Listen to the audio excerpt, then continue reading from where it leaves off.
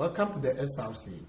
The NPP government, during the 2016 electioneering campaign, promised to implement the free SHS policy when voted into power. The president, true to his promises, implemented the free SHS in September when the 2017 and 18 academic year started. Right after its implementation, there were varied opinions about how the policy should have been implemented. Today on the SRC, we are going to discuss the free SHS in totality. Right after the break, I will introduce my guest, then the discussion continues. Don't go anywhere, we'll be right back. Welcome back from the break. You have just tuned in. We are on the SRC discussing the free SHS policy. I have two SRC executives with me today to look at this topic. We have Richard Ahinkan, he's the SRC president of Accra Technical University, and Noah Jude Dako, he's the National Financial Secretary of University of Cape Coast, UCC Distance Education Students Association of Ghana. Gentlemen, you're welcome. Thank you, sir. Thank you for coming. Let me start with you, Richard. You were in this country when the free SHS policy started. Exactly. In your opinion, how has the policy helped students so far? Thank you so much, Mr. Geshin. I would love to go straight to the point. Like you rightly said, we're in this country where the incumbent government promised that it's going to give us a free education to Ghanaian students or Ghanaian youth. And of course, the government has been very truthful by implementing this particular policy. One thing I know is that it's one thing to promise and another thing altogether to fulfill the promise. So let me first and foremost applaud the government for fulfilling this particular promise. That notwithstanding, there should be so many things that needs to be put in place to really see the full manifestation of this policy. Education has always been the key. And if you really want to rise to global platforms, education cannot be undermined. The government has done well. Myself, I am an indirect beneficiary. My sister is in Accra High School, who is not paying anything. Maybe in some way, somehow, mommy would have been thinking how to get money to pay her fees and whatnot. But because of this particular policy and its gradual implementation, I can tell you for a fact that I am an indirect beneficiary. So the government is doing well, but in going forward is the most important thing we have to look at. Because if we have a policy and we really want to see its full materialization, the structures must be working. So they have the opportunity to go to school. But the question is that, do they have all the necessary equipment? Yeah, so I am interested in, you said your sister is a beneficiary of this free senior high school policy. Your mother hasn't paid fees. That is a good news. So I want to understand, in your opinion, how do you think it has helped students so far in having education? Thank you so much. Like I rightly said, when you take education out, you have done posterity a great harm. Because if I have the opportunity to have myself educated, I can be able to fully materialize the potentials I have from within. So if my younger sister has the opportunity to go to school for free, she has the opportunity to recognize her potentials and work at it.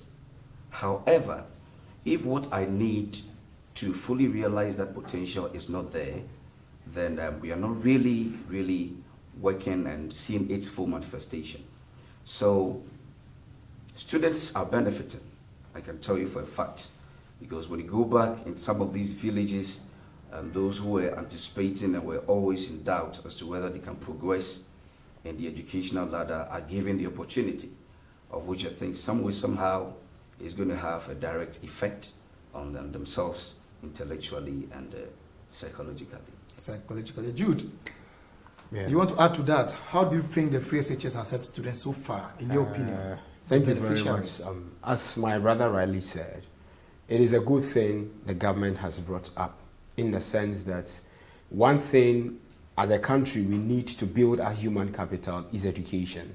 And that is what is keeping the other countries we're seeing globally. So Ghana, to that extent, is not, cannot disguise itself from that fact. So the free SHS, I may say, it is really helping.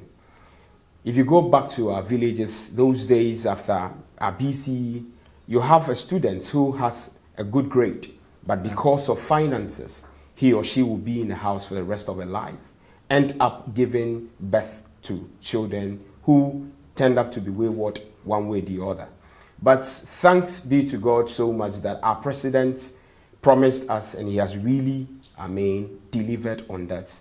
But, you know, the flagship or the tagline for the free SHS is access, equity, and then quality. If you are giving me something, access in the sense is that for me to have opportunity to something. Now you're saying you're giving me education. Have you thought of where I'm going to sit? No, you will get to those. Okay. We'll get to that part Okay. of the policy Okay. in place. So now that you've made a good point, children in the villages that would have been home are now at school because of the free SHS policy. Yes. Now, what kind of future do you envisage or do you see for these beneficiaries of the free SHS policy? Thank you very much. As my brother Riley said, you having access to free education will help you harness your talents, realize the potentials you have. Myself, I'm also indirect beneficiary. My sister is in the SHS now, enjoying it for free, studying home economics. Probably she want to be an air hostess. How will she go about that? But now she's having education. She will realize that dream one day. So I would say that it is benefiting our students and the country at large. Our human capital in the next 10 couple of years to come will change, because now each and every individual, talking about the youth to be specific, are going to have some basic education. And after basic education, you have your secondary education. Around that age, you are a bit matured. After this secondary, education, you can be an attendant in a shop. Ghana or globally, things are changing now. We are moving from where you go to a shop formally, you just give money, you pick your good and you go. But now you enter modernized shops. We have a point of sales terminals. That is where you go, whatever you buy, you have to punch it into the PC. If I don't have these basic education, how am I going to do that? So, truthful to God, this education or free SHS policy will help our human capital as we move forward. Richard, what kind of future do you see for them as well? Yeah, just a buttress and a top up to what you rightly said. I see a brighter and a clearer future. Yeah. The reason is that as you climb the educational ladder, your cycle and circle of influences and relationship do change. It has a direct effect on the way you see and picture things. So as you're moving on the academic ladder, your vision broadens, it becomes clearer.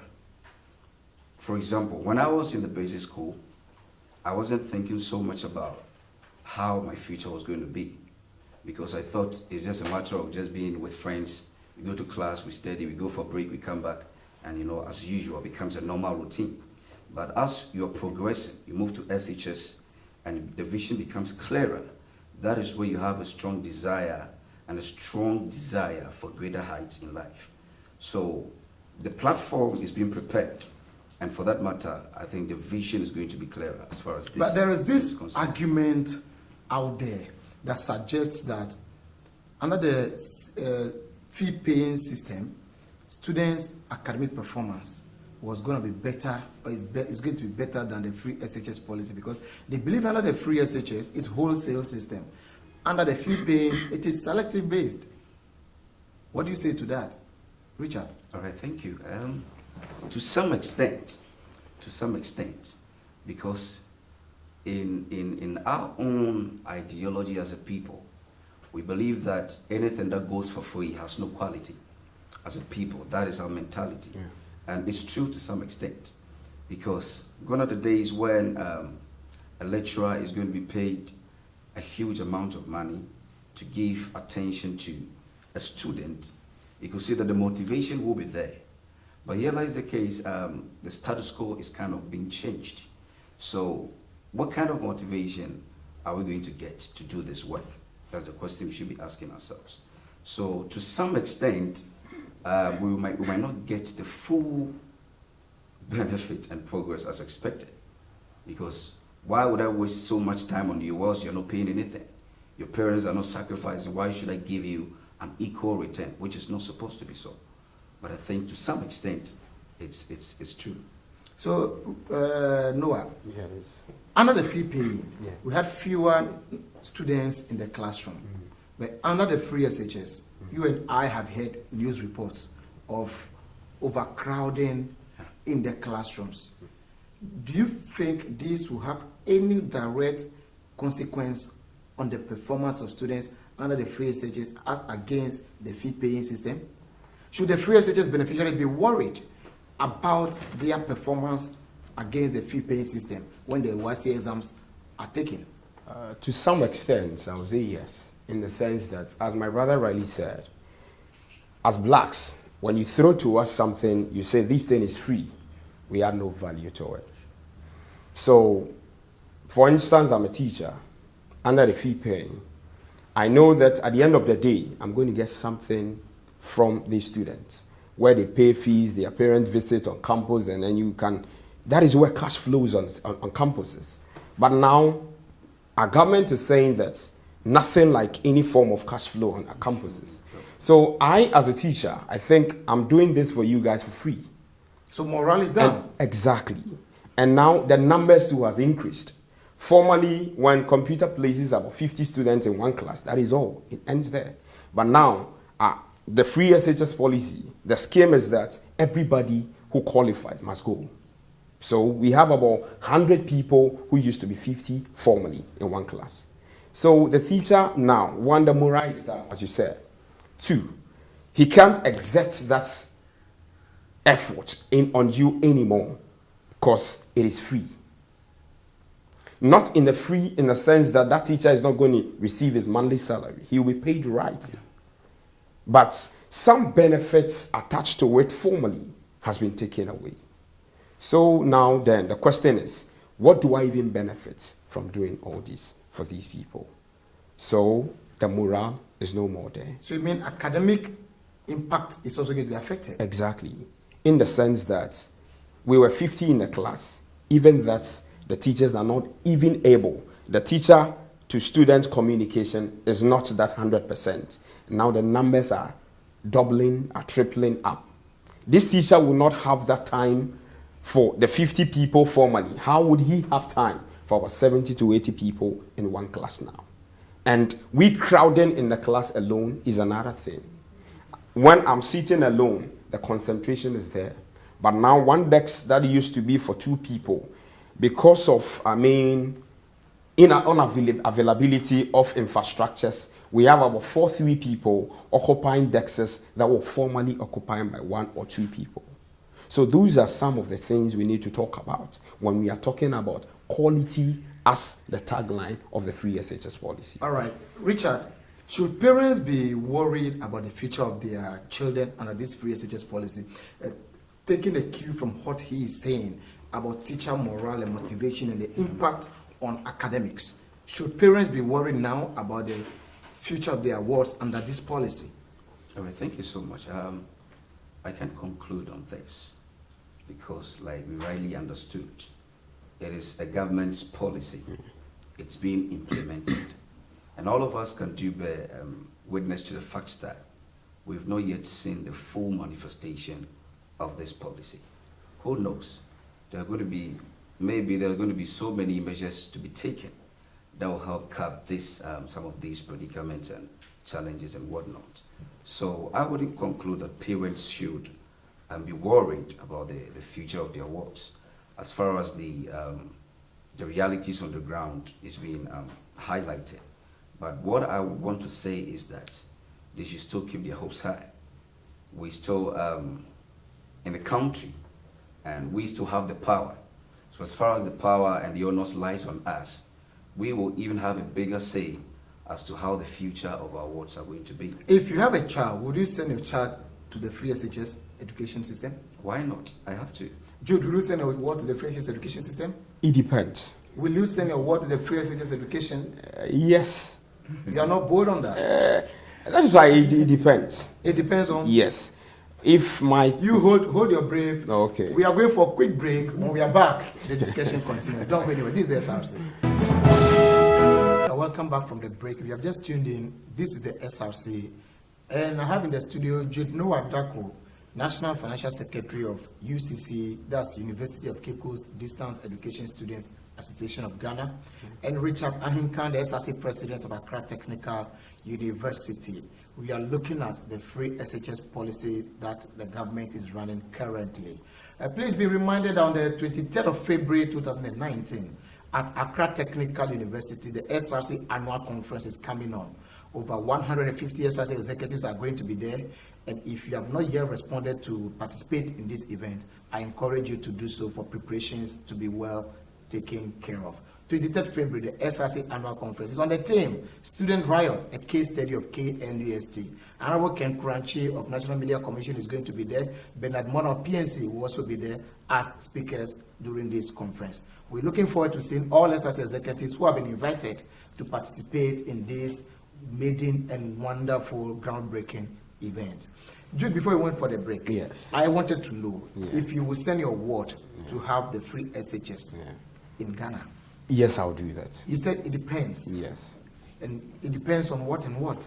I said it depends because, one, if my ward is posted to probably say Navrongo Senior High, and I have the privilege to visit that campus, and I assess the place and it's not conducive enough for my ward's education, believe you me, the truth is I will advise myself.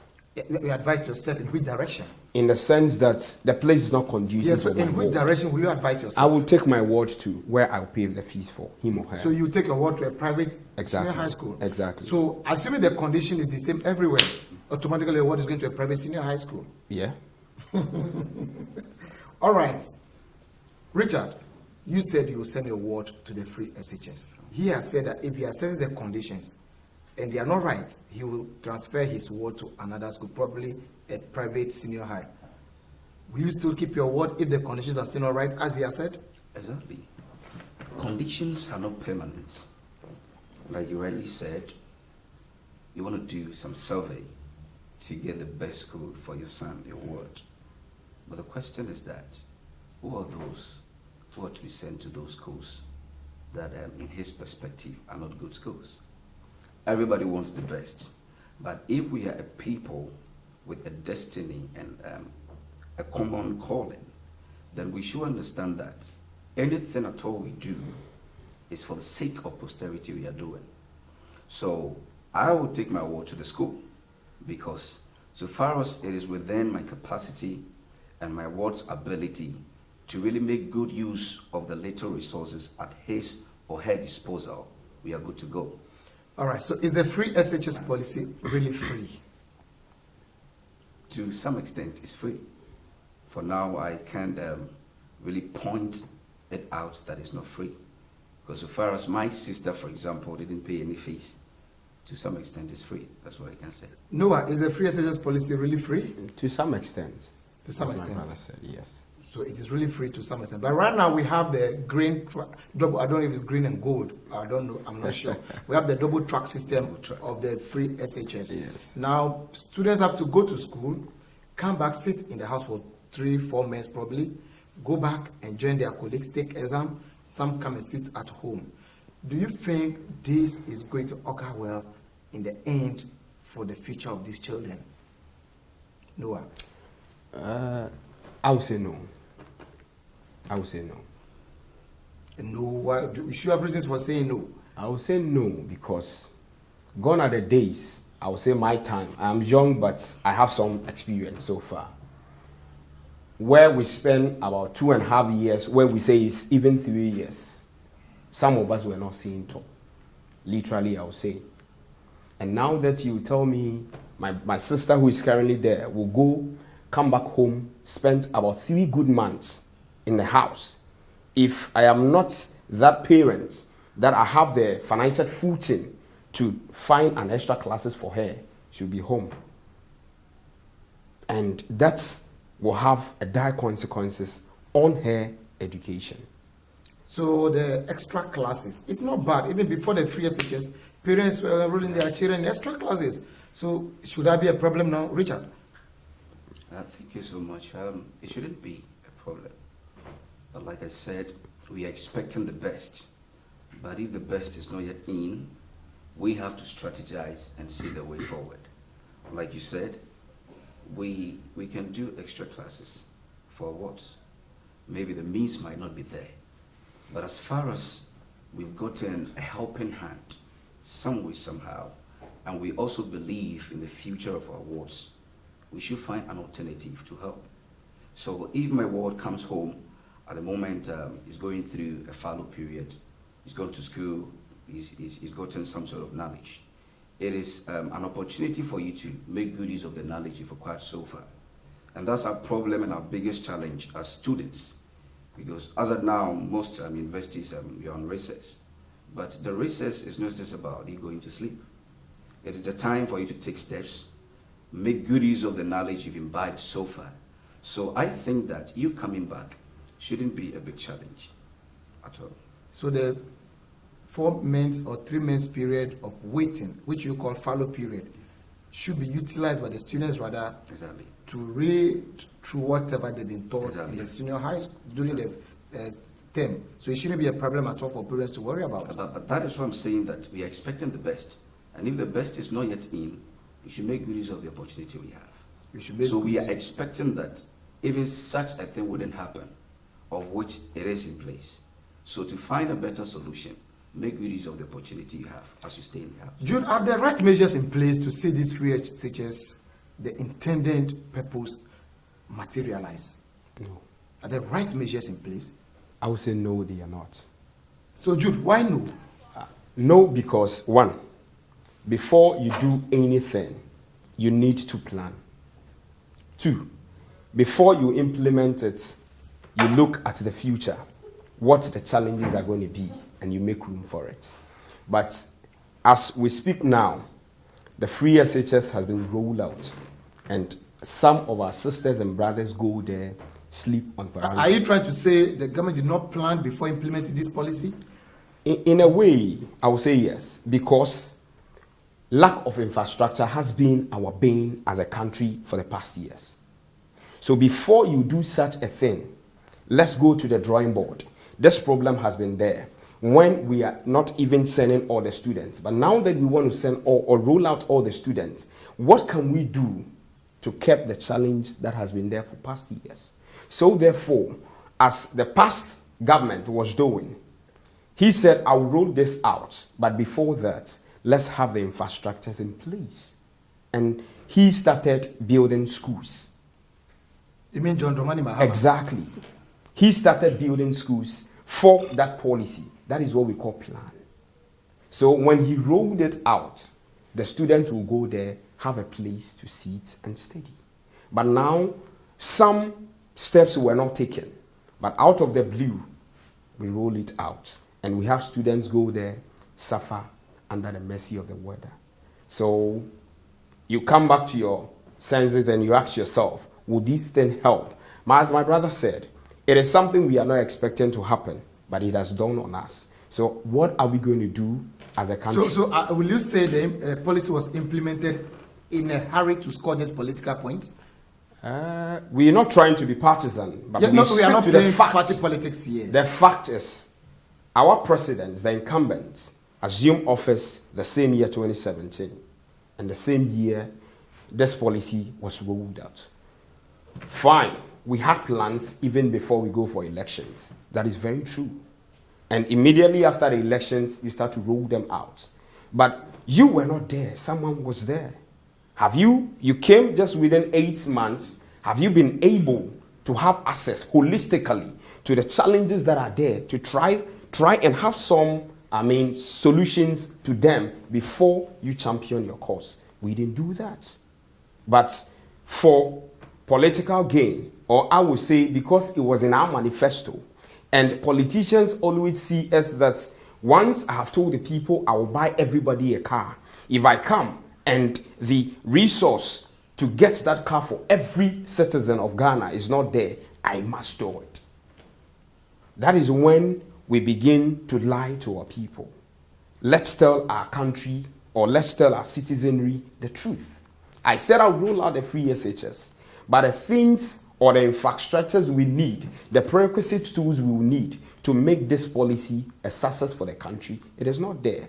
Though we say that Rome was not built in a day, we start from somewhere and we get somewhere. But when you are rolling up a policy and you weigh the pros and cons, and the adverse is higher than the better, I would say, in my little knowledge, would say that wait and get there before you roll it out. So should the government have waited and taken practical steps to resolve these infrastructure challenges before rolling out the free SHS policy? Richard? All right, thank you. Like you rightly said, I'm always very careful to, I've not really declared my political stand yet, of which I wouldn't. No, Richard, we are not playing politics on this platform. You are the SRC president of students who own NDC, NPP, PNC, PPP party cards. This is a policy for the whole nation. Sure. We are not playing political party color here. Let's be objective in our submission. Exactly. So he said the policy, in his opinion, was rushed. There should have been plans in place, processes put in place, infrastructure in place first.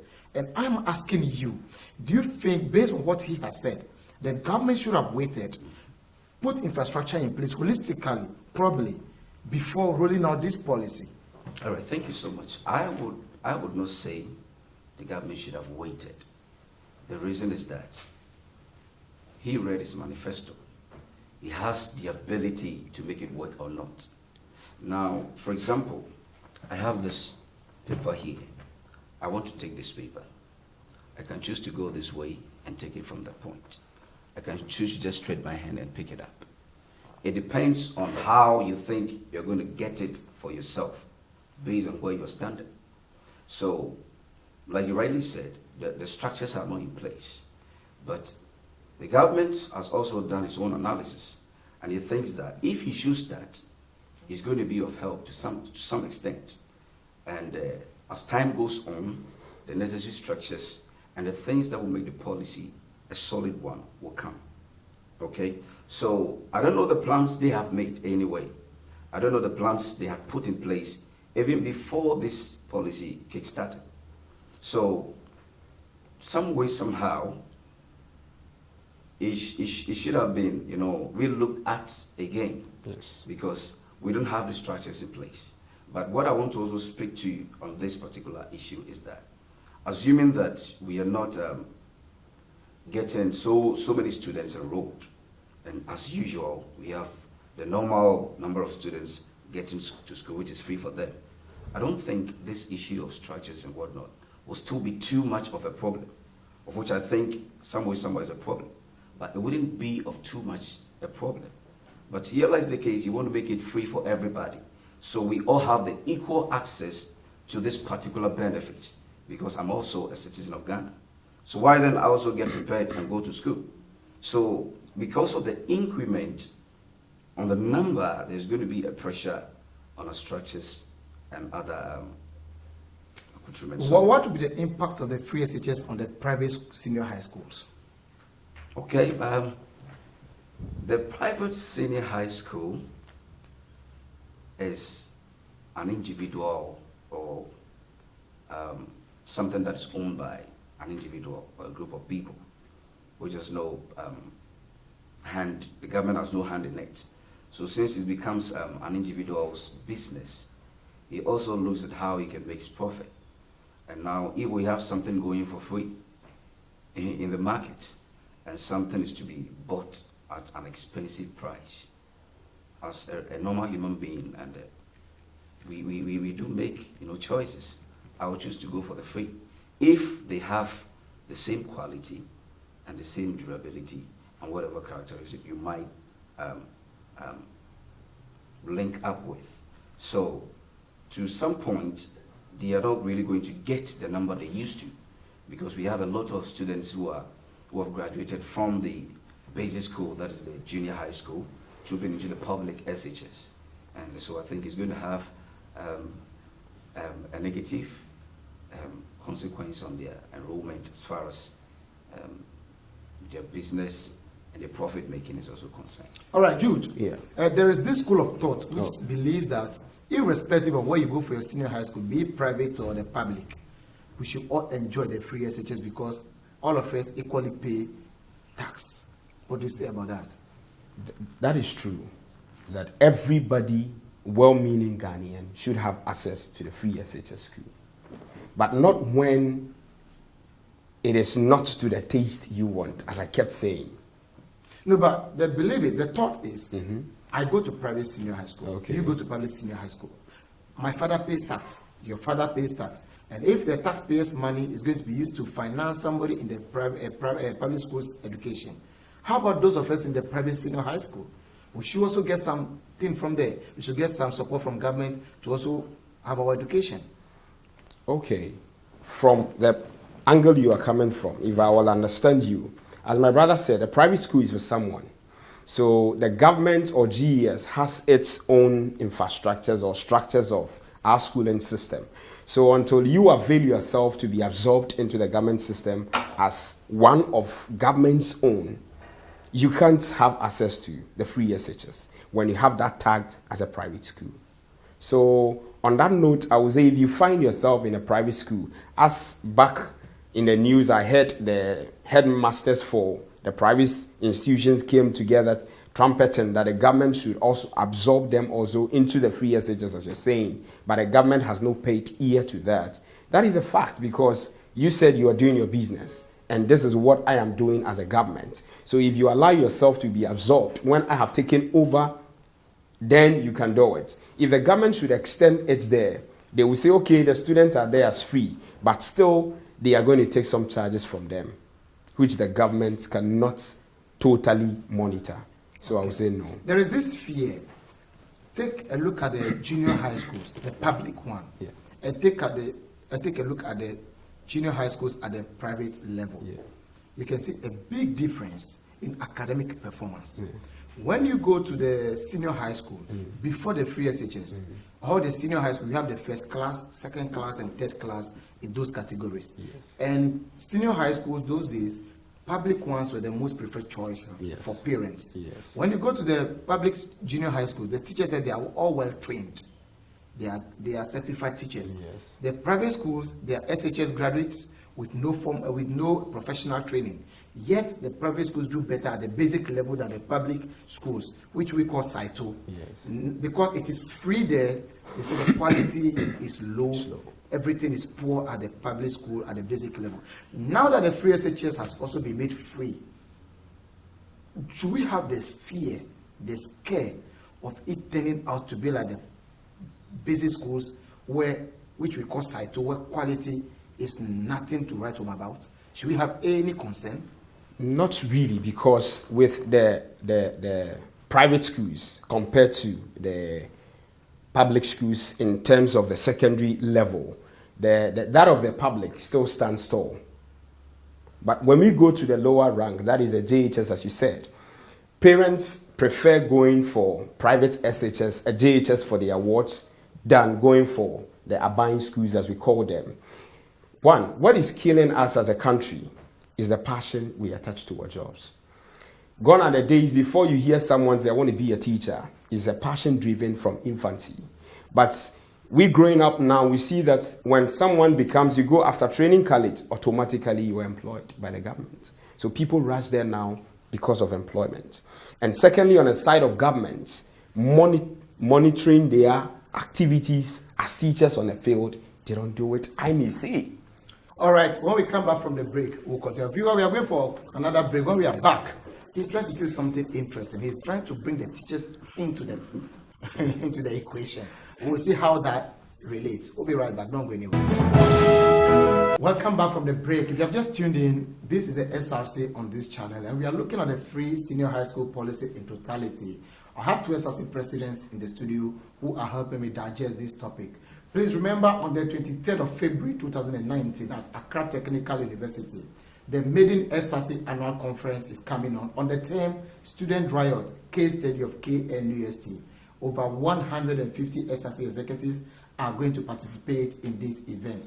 Accra Technical University is the host of this event. The first in the history of the nation, where all SRC executives from selected institutions for now will come together to deliberate on issues of national interest. The date is 23rd of February 2019 at Accra Technical University.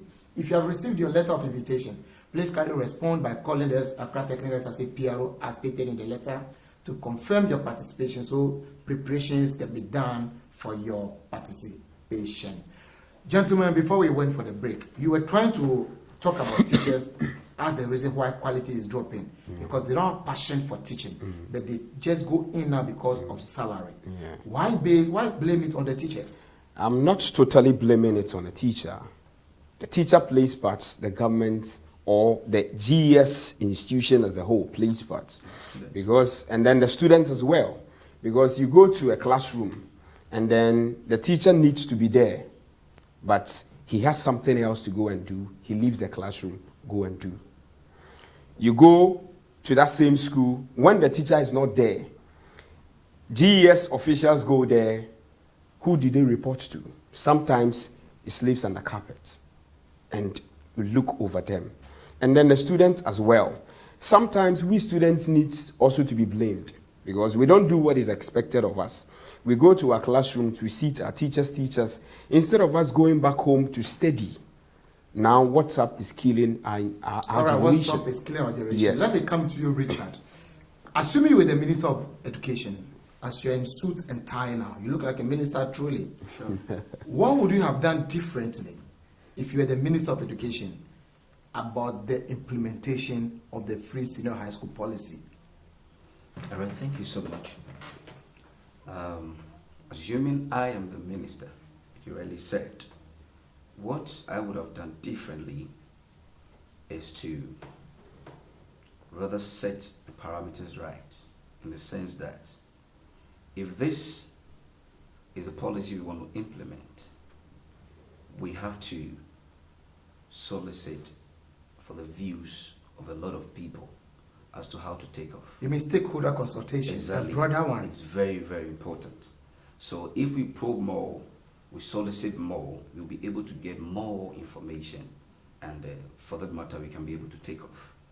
I think that's what I can say. Jude, if you were the Minister of Education, what would you have done differently before implementing the free SHS policy? Thank you very much. It's one of my dreams. So, as you assume, if I'm the Minister of Education today, in terms of this free SHS policy, what I would do differently is that if you take our secondary institutions in Ghana now, they have categories or they have been graded. We have grade A, grade B, grade C, and it continues like that. Citing example, using Motown or Achimota Senior High, popularly known as Motown. I mean, it will interest you to know, or you know it yourself, that if you go there, you see the caliber of students you see there. The people they are, not to say they are from wealthy homes, but you see the kind of people there. It tells you that those people can pay. There is a student at Motown whose father can pay for her fees and can pay for my sister and other 10 children. I'm telling you for a fact. So if Motown, a school like that, we have most directors in Ghana, their sons and daughters are there. Why do government pay for the awards fees again? Where if you go to Navrongo, Nankpanduri, SHS, we have students there or parents who are not well to do. They are where I will focus my attention to when it comes to free SHS. What are you they need it more. Summarize it in a better context. In summary, even our finance minister said it on one radio program that some people need to be allowed to pay. My mom, I'll cite her as an example, who is not even literate as some of us are, told me one day that this thing, the government should have allowed some parents to pay, or even pay half of what they were paying first, to foot the finances of the free SHS. So if I'm the Minister of Education, as you rightly said, that is what I'll do differently. Not everybody, though it's a national cake that everybody has to dip his or her hand into. Some people are already well to do. They can buy their own cake and eat. So those who cannot buy, come and enjoy from the little being provided by the nation. So that is what I would do Not everybody has to enjoy from it. A minister's daughter is in school now who can pay for about 5 people in addition. Government is still paying for their fees. Why? That is where the challenges are. And those are the things we need to speak to as a nation. And as my brother said, stakeholder, broader, very broad consultation. When you bring the students on board, the teachers on board, the people who are involved in this should be on board. When we take decisions for posterity, it's holistic. That's all of us will have that passion to drive it and it to go in the right direction. Thank you. Go in the right direction. Richard, you seem to be reserved a lot on this free SHS discussion. Now, do you think there should be a review of this policy? To some extent, there should be. Looking at all the challenges we really pointed out. In which areas do you think there should be a review? Especially that which has to do with our structures. Because if we don't have enough structures, then the problem by structures is you going to mean be a big problem. By structures you mean, are you talking of schools and the classrooms? Exactly. They are a major challenge that most of the senior high schools are going through. Because when I go to a school and don't have enough seats in the classroom, that alone can demotivate the student from learning. So if we want to do a review, or we should do a review, then it's something that it cannot be overemphasized. We have to look at that. And also look at how we can be able to, restructure our educational system in terms of our syllabus. It's something that should be given a critical attention to, because at times it's too serious. That just a student will be doing about 10 subjects, and it's too serious. And if we should go in that direction, I think we are doing ourselves not too good. There should be a specialization, because the students that we have at the senior high school level now, they are the raw materials for our tertiary institutions.